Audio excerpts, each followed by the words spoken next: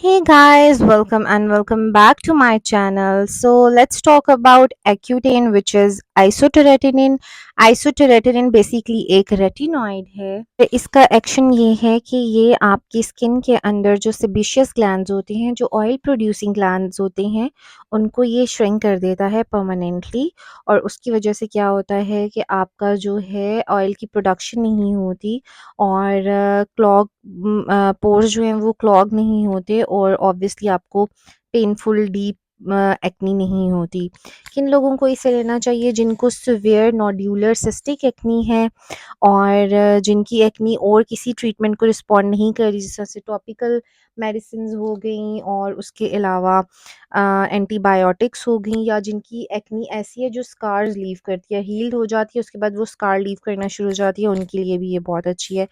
किन लोगों को इसे यूज़ नहीं करना चाहिए? प्रेग्नेंट फीमेल्स को नहीं करना चाहिए, सिवियर लिवर डिजीज़ के पेशेंट्स को नहीं करना चाहिए, और जो पोटेंशियल मेंटल हेल्थ के साइड इफ़ेक्ट्स को नहीं फेस कर सकते उनको भी ये यूज़ नहीं करना चाहिए, क्योंकि ये कॉज़ करती है लाइक डिप्रेशन कॉज़ करती है कुछ टाइप ऑफ पॉपुलेशन के अंदर। टिपिकली इसकी डोज़ जो होती है वो वेट और सेवेरिटी के ऊपर डिपेंड करती है, लेकिन इसकी कोर्स ऑफ ट्रीटमेंट जो होता है 4 to 6 मंथ्स तक होता है, लेकिन सम टाइम आपको ज़्यादा लाइक टाइम भी चाहिए होता है इसको यूज़ करने के लिए। और इसको मोस्टली कहा जाता है कि फैटी मील के साथ लेने से इसकी जो है एब्जॉर्प्शन फास्ट होती है और इफ़ेक्टिव होती है। फिर आप होंगे एक्यूटेन के ऊपर, तो आपने लाज़मी एक थिक मॉइस्चराइज़र अपने लिए यूज़ करना है। एक्वा 4 है, सेरावी है, सीटाफिल है। अच्छा, ये जो चीज़ें हैं ये आपको डिवॉटसन से ओरिजिनल मिलेंगी, तो आप ये यूज़ करें, क्योंकि ये आपकी बॉडी की हर पार्ट में जो है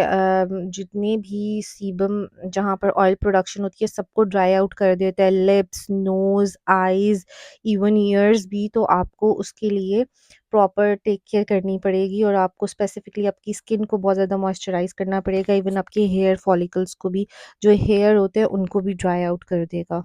ड्यूरिंग इसकी ट्रीटमेंट आपने हार्श ट्रीटमेंट जिस तरह के बेंजाइल पेरोक्साइड, सैलिसाइलिक एसिड, रेटिनिन से मतलब परहेज़ करना है।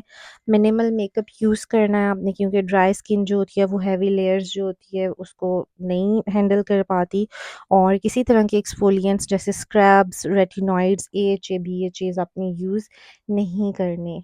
तो बहुत सी एक्ने ट्रीटमेंट्स जो होती हैं 1 या 2 कॉजेज़ को ऑफ एक्ने को वो उसके ऊपर वर्क करती हैं। जैसे बेंज़ाइल पेरोक्साइड है वो बैक्टीरिया को किल करता है। सैलिसाइलिक एसिड जो है वो पोर्स को अनक्लॉग करता है।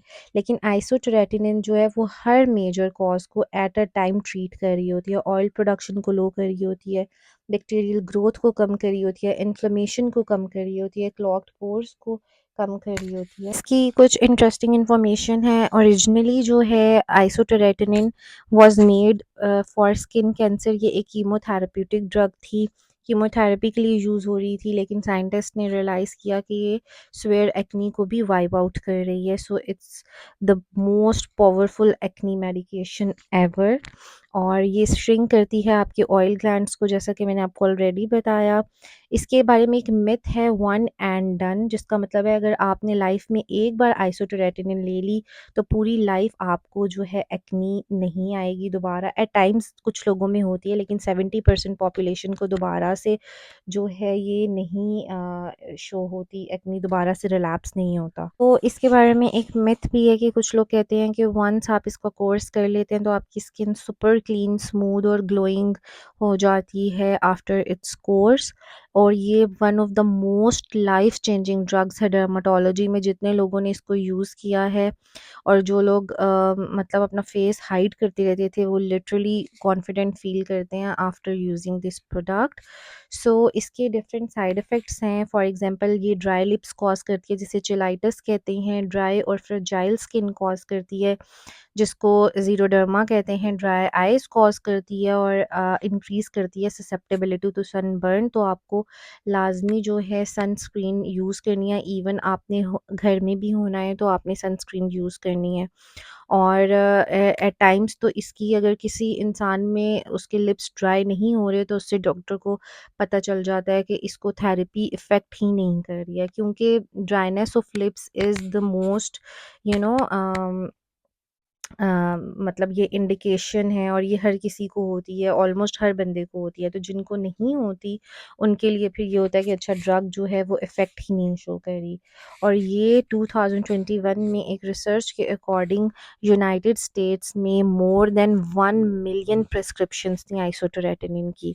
और ये मैंने आपको बताया परसिस्टेंट सिस्टिक एक्नी के लिए होती है, और बहुत से डर्मेटोलॉजिस्ट जो होते हैं इसको सपोर्ट करते हैं लेसर डिग्री ऑफ एक्नी में, जहाँ पर और किसी ट्रीटमेंट से फ़र्क नहीं पड़ रहा, या जैसे मैंने आपको बताया स्कारिंग अगर हो रही है या साइकोलॉजिकल ड्रेस डिस्ट्रेस है सिर्फ इस वजह से कि स्किन बहुत बुरी है, तो उसमें ये दी जाती है ताकि अच्छा इफ़ेक्ट आए और जल्दी इफ़ेक्ट आए। और आइसोटेरेटिन जो है जो प्यूबर्टी के लिए जो प्री प्यूबर्टल एक्नी होती है उसके लिए नहीं दिया जाता, क्योंकि ये लॉन्ग बोन की ग्रोथ को भी डिक्रीज़ कर देता है, इसलिए इसको अवॉइड किया जाता है 12 इयर्स ऑफ एज से लेस देन में। इसको टोटली नहीं दिया जाता। उसके अलावा ये एक बहुत ख़तरनाक आइसोटेरेटिनिन जो है एक टेराटोजिन है, और लाइक इसके अंदर जितने भी लोग हैं मोस्टली जो फीमेल्स मतलब चाइल्ड बेयरिंग एज की फीमेल्स हैं, उनको जब दिया जाता है तो वन लाइक प्रेस्क्राइब करने से पहले उनका प्रेगनेंसी टेस्ट किया जाता है। और हर महीने में उनका जो जिस तरह यूएसए है और मेजर कंट्रीज़ हैं जो एफडीए से रेगुलेट हो रही हैं, वो कभी भी पेशेंट को तब तक नहीं मेडिकेशन दोबारा प्रेस्क्राइब करती जब जब तक उनका जो प्रेगनेंसी टेस्ट है वो बिल्कुल ही ज़ीरो ना आ जाए, मतलब कि फ़ॉल्स हो जाए, जब तक वो तब तक उसको नहीं वो रिकमेंड करते हैं, और मतलब नेक्स्ट प्रिस्क्रिप्शन ही नहीं लिख के देते हैं। और उसके अलावा अगर प्रेगनेंसी हो जाती है तो उसको प्रेगनेंसी को टर्मिनेट करवा दिया जाता है, क्योंकि इसके बहुत ज़्यादा साइड इफ़ेक्ट्स हैं। क्योंकि जब ये लाइक इनिशियली 1982 से 2000 के दरमियान में 2000 जो वीमेन थी वो प्रेग्नेंट थी जब उन्होंने ये मेडिसिन ली, और वाइल ये बहुत सी प्रेगनेंसीज़ जो थी वो अबॉर्शन या मिसकैरेज में ख़त्म हो गई, लेकिन 160 बेबीज़ पैदा हुए थे और उनके अंदर बर्थ डिफेक्ट्स थे, और उसके अंदर होते हैं ऑडिटरी मतलब सुनने के मसले होते हैं, कुछ लिम्स के इश्यूज़ होते हैं। तो ये एफडीए की प्रेगनेंसी कैटेगरी एक्स मेडिकेशन है,